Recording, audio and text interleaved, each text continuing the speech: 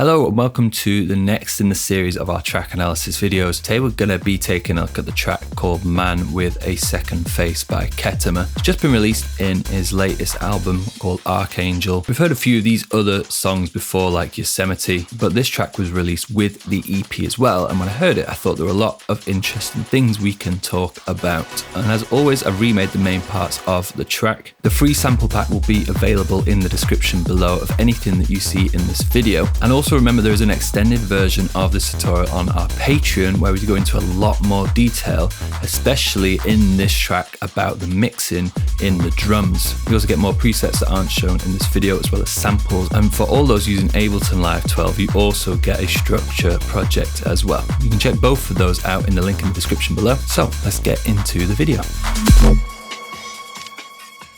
So let's start off as always with a bit of an overview of the track. We're at 138 beats per minute and the total length of the song is about 4.5 minutes, which is a little bit longer than a radio edit, but this song is a bit more club oriented. And the track is really broken up into these 8-bar sections in the intro at least, and then when we move into the main part of the song we really get these bigger 16-bar sections like the first drop, the main drop of the build-ups. And these longer 16-bar sections, as well as there being multiple drops, is what makes the track a little bit longer. And it's also just very common in this type of genre to have a little bit of a longer song than some of the other track analysis videos that we've done. And let's start out with one of the main features of this song, which is the main stab chord sample.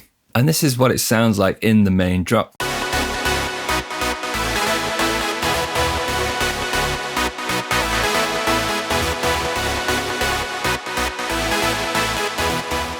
Now I'm pretty sure that this is a sample that has been chopped up and rearranged, potentially from another song, which KETTAMA does quite a lot of sampling in these tracks, as you'll see. But the reason why I think it's a sample is because when you listen to all of these short little chords that are being played, the first chord is very bright and it has this kind of cymbal at the top end. It also sounds a bit like an orchestral stab, whereas the second chord sounds a little bit softer. The third chord has a bit more of that brightness too. And then the fourth chord, the last one, sounds like it's been dropped an octave below. So it did pose a little bit of a problem because recreating that sample would be very difficult, if not near impossible. And we'll talk a little bit about it later on, but it sounds like it's from some kind of trance track with these big long chords that are then chopped up.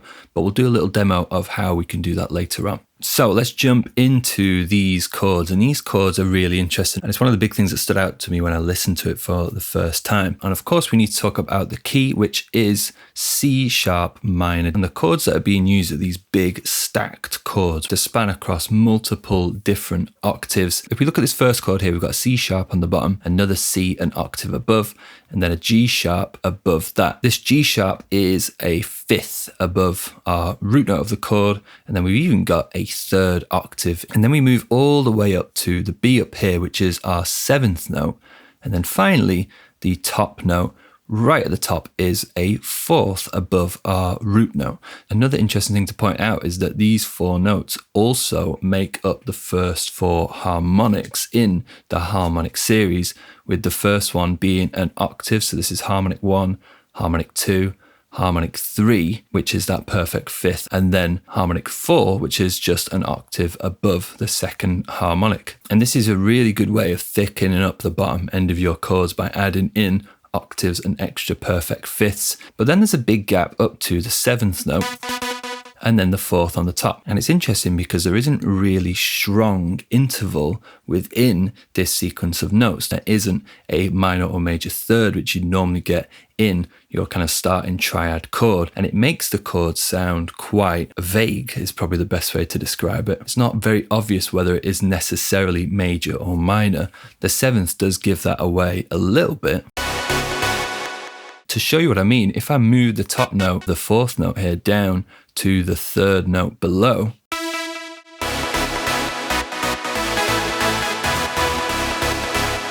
and then above,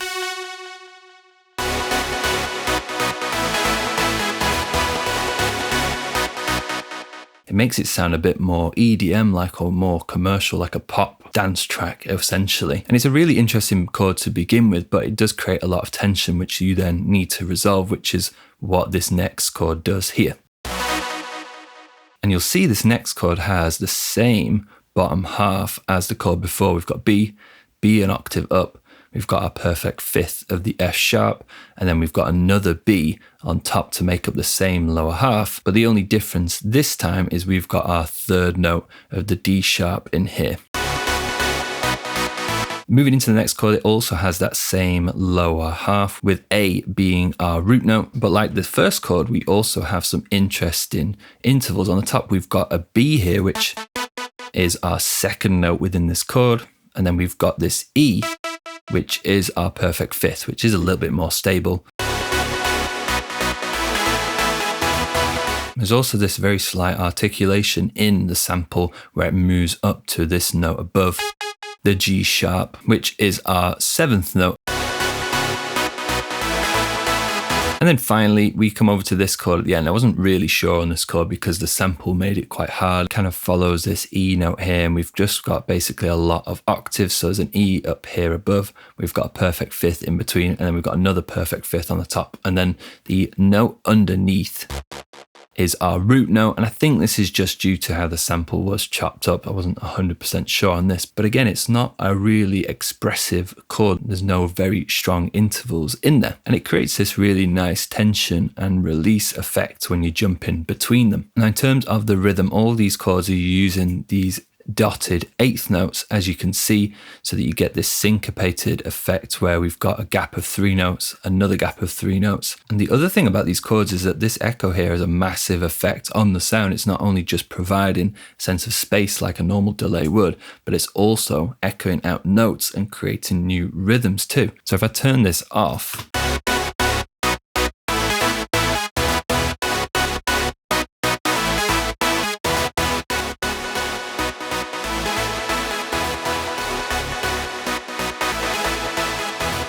and the important thing about this echo, as we'll come back to in a little bit, is that it's on this eighth note delay. And that also gives extra rhythm because the eighth notes and the dotted eighth notes don't always line up. So you'll see if I change this both to dotted eighth notes,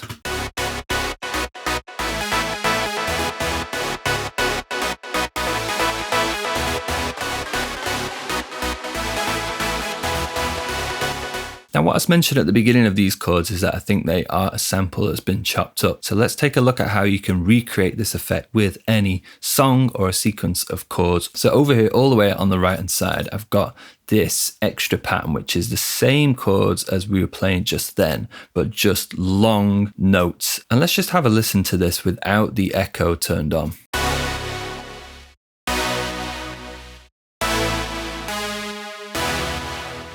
What I basically did was I took that and recorded it, resampled it into an audio file, which you can see here, and then dropped that into a simpler from the instruments folder and put it into the slice mode. I did keep it on transient, but as you'll notice, I have very slightly just shifted some of the slices, like this one here, and then this one right at the end too. And when you put it into simpler and into slice mode, your first slice will start at the note of C1. The rhythm is exactly the same, but now we just go up in the step sequence, and this is what it sounds like.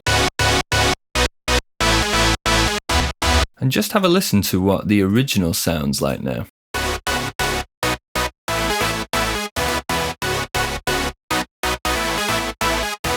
And this new one.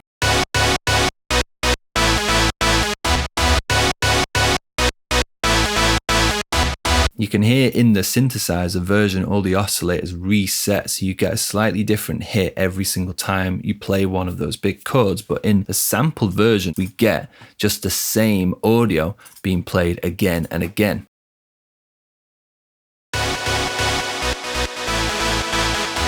You can hear it sounds a lot closer to the original, but of course the only thing that we are missing is that original sample. And of course you can just drag any chord sequence into simpler and do exactly the same. And I feel like it's just a really great way of generating a new chord sequence. And you also get that really nice stuttery, harsh sampling effect, which sounds really good. Let's take a quick look at the patch here. And when I think of these kind of ravey stab sounds, a great thing to do is to think about where they originally came from. A lot of these original stab sounds that you hear in a lot of tracks nowadays come from songs songs where they just take a section of the song where all of the instruments are, say, playing at once. And most of the time, those instruments will be brass instruments like trumpets, trombones. You'll have strings as well, cellos, violins. You also have pianos, even vocals. You might have guitars. You'll even maybe have some drums as well, like cymbals too. So it's a big stack of these different instrument layers. And that's basically what I tried to do in here to recreate this sample. So you can see my first oscillator is just a standard saw wave. It's a big super saw, unison set to 13, detune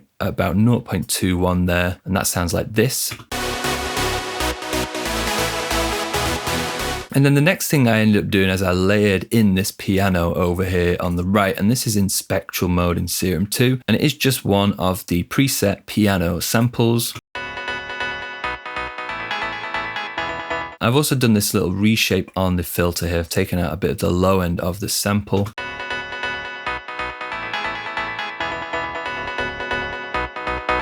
That was before.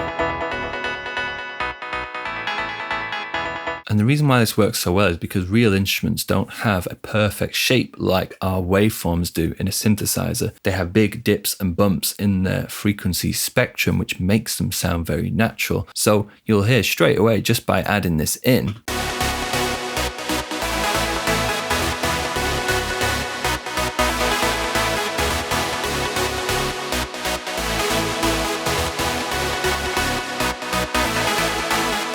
Even if it's not incredibly obvious the difference between the two, you can just hear there's some extra harmonics that are being brought through because of this piano. And so I just thought, well, what else could we do? We could also turn on, for example, this extra sample in here, which is just a trombone that really doesn't sound great on its own.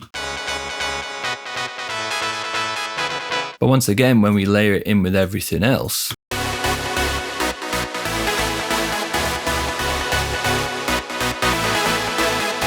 it just adds in these harmonics that are just not present in the original waveform that we've got. You can see I've got them a little bit lower in their volume overall. It's not like I've got them super loud. They're just being used as a layer. And all three of these oscillators are going into filter one over here, which is just this low 12. And this is just because this saw wave at the beginning is a little bit too bright. I've also used envelope 2 to modulate the cutoff a little bit. I've also got envelope 2 assigned to the volume of the piano as well. And envelope 1, we've got a very fast attack, 1 millisecond. We've got no sustain, quite a long decay, and then quite a short release. So let's move on to the second most important part, the drums. And the main thing to talk about with the drums here is layers. Let's just have a listen to the drum beat in the main drop.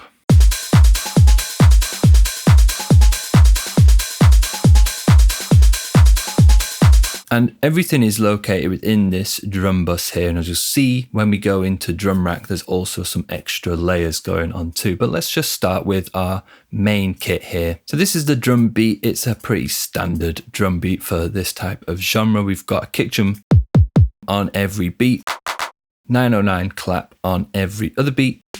We've got these short snares here, which aren't an 808 snare, but they're kind of similar to the original. And we've got our closed hat to open hat pattern where we've got two closed hats and an open one, so it rings out a little bit longer.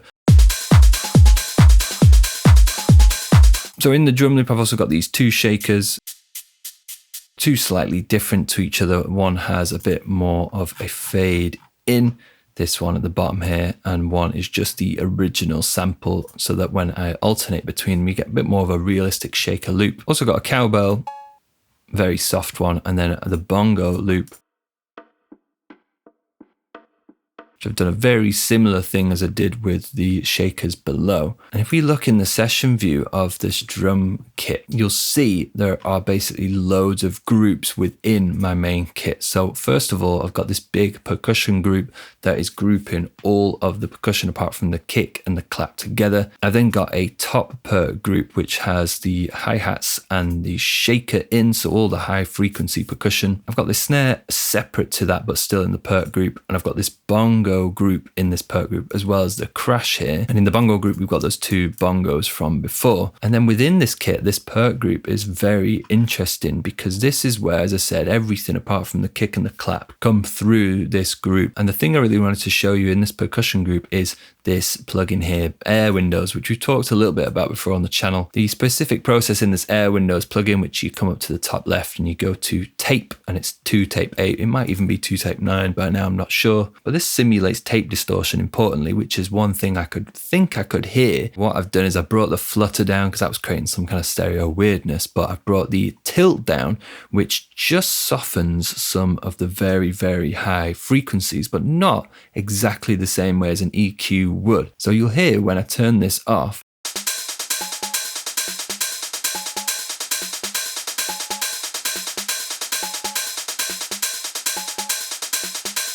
listening to that open hi-hat, you can hear how it just softens the open hi-hat very slightly, which is what a lot of tape distortion saturation plugins will do. This is what I think the original has, that kind of similar sound. And I've also brought the input up a little bit, so it's just adding a very slight amount of distortion or saturation to it. And then finally, I've also sidechained this back to the kick, not at 100% again, but at about 50. This is just to really help the kick drum drive through all of this percussion, especially now with the reverb. Let's just look at the other elements in the drums. There's this funky break loop, which is a drum loop that I have in my library. I've just chucked it into simpler slice mode as always, and then just rearranged it.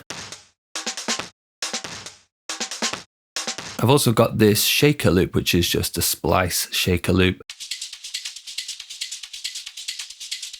And then finally, I thought I could hear some element of the Think drum break, which is a very famous drum break by Lynn Collins, or that, I can't remember if that's actually the original or not. And that sounds like this.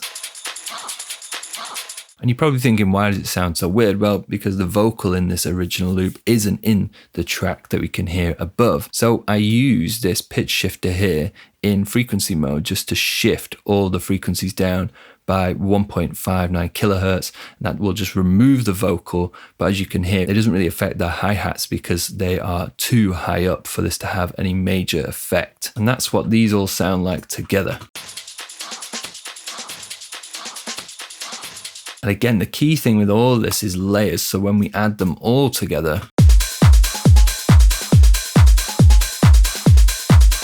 we turn them off.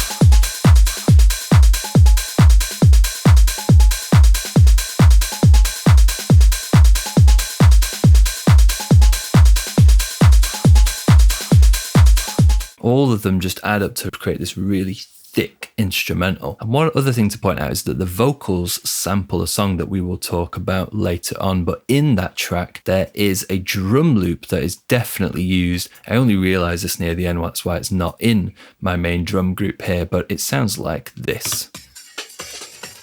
And the thing is, of course, a lot of these drums were probably just samples, and it's just a simple case of going onto Splice and typing in like drum break, for example, and you'll be able to find drum breaks that you can chop up and rearrange into your drum beats. I generally recommend to always program the main elements of your drums though, like your kick, your clap, offbeat hi-hat, for example, just because when it comes to mixing later on, you will want to control the volume of these elements. But layering in shakers, percussion loops and things like that, you can just use samples. It will save you a lot of time and it's not cheating in any way at all. Now, if you want to see more of the processing and effects that have been applied to these groups in the drums, like on our drum bus, then you should definitely check out our Patreon because we cover a lot more detail about these groups and mixing techniques that you can use to make your drums sound a lot bigger. It also really helps support the channel, means we can keep making content for you here on YouTube. Plus, you also get a lot of the other track analysis videos, extended tutorials of those, as well as free samples and extra presets as well. So these are the two real main elements for me, the two things I really wanted to cover, but let's look at some of the other elements. Of course, we need to look at our bass sound. And this is our bass line here.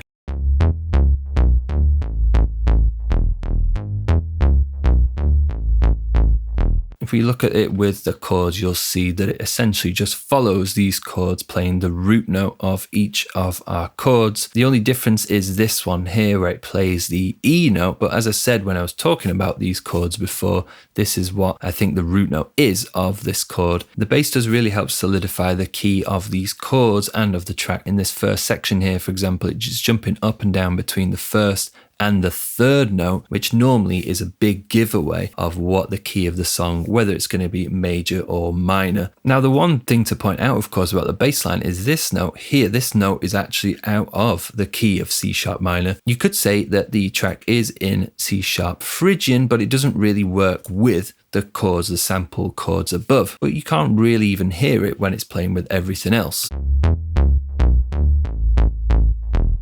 The rhythm of these notes are very similar to the chords above too, dotted eighth notes again. But the thing that's interesting about the bass line to me is this 4-bar phrase, because the chords really only loop around 2 bars and then they play again. There's a slight variation in the middle here of the rhythm between these two, but really it's a 2-bar sequence, whereas the bass has this very big noticeable change in the first note of the second bar, which really helps the chords as well if you listen to it.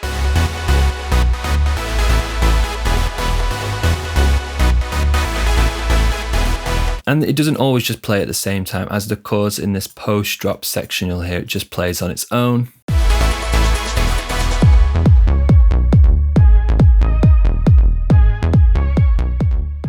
Looking at the patch of the bass, the big thing about this bass was this setup where we've got just 2 regular saw waves, but one is an octave below. And we are kind of at the bottom end, especially on the low notes. If I turn oscillator A off, you can hear that blast note is way too low. It gets into the wobbly territory. But without that low end bass, you'll hear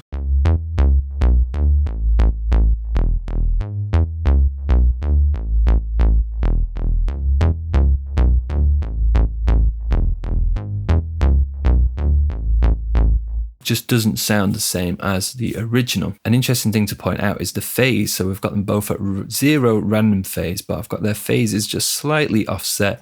And this is just because when you move this phase around, you'll hear it creates loads of different tones. So this is at 110 at the moment, but have a listen to what happens when I move this up and down.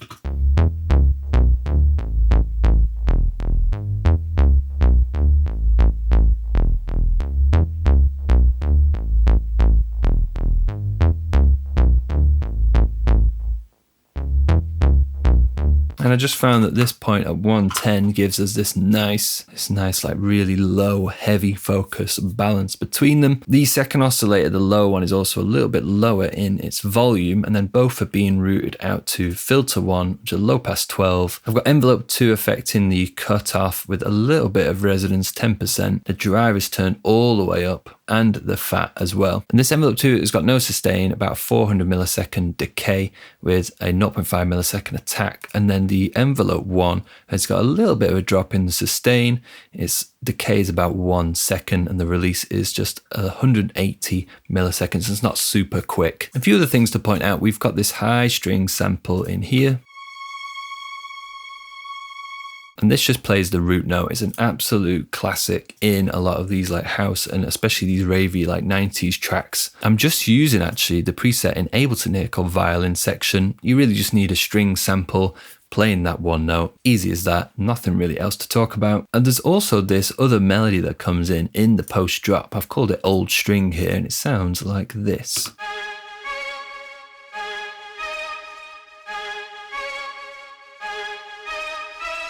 And this jumps between our 5th note and the root note, and then it goes up to the 2nd note. And then finally, this slight variation in the end goes up to the 3rd note. It's just a nice extra melody for this part, because without it, it would feel quite empty.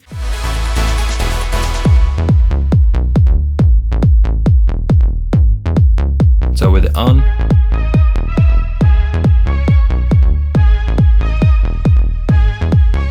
classic string sample. I couldn't really find the right one, but you could look at the Mellotron, might be a good place to start. But I just used some of the string samples in Serum here to recreate this. And of course, finally, the vocals, the only part I can't really play from the song. These vocals have been sampled from a song called I'm Alive by Stretch and Vern, which I think was released in the early 2000s. But the thing about those vocals is they're actually sampled from another song called The Vision by Prophecy featuring Africa True. And even though those vocals came from a different source, it was definitely sampled from the Stretch and Vern song, because at points in the track you can hear there's a drum beat in the background from that track, and that is the drum beat that I mentioned in the drum bus, which is this one here.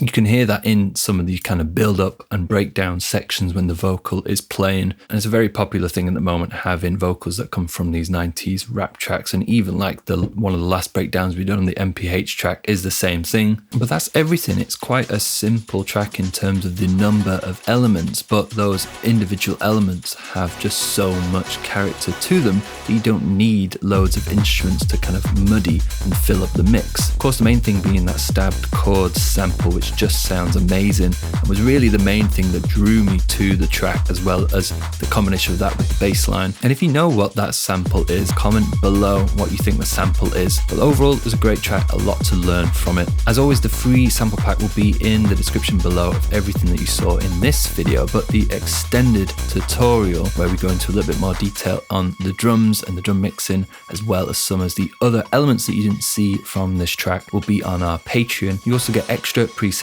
and samples that are shown in that video, as well as a Live 12 structure project for all those using Ableton Live. If you like the video, hit the like button below, and if you want to see more content like this, then hit subscribe and check out some of our other videos too. Also suggest more track analysis videos in the comments below. But thanks for watching, and I'll see you in the next one.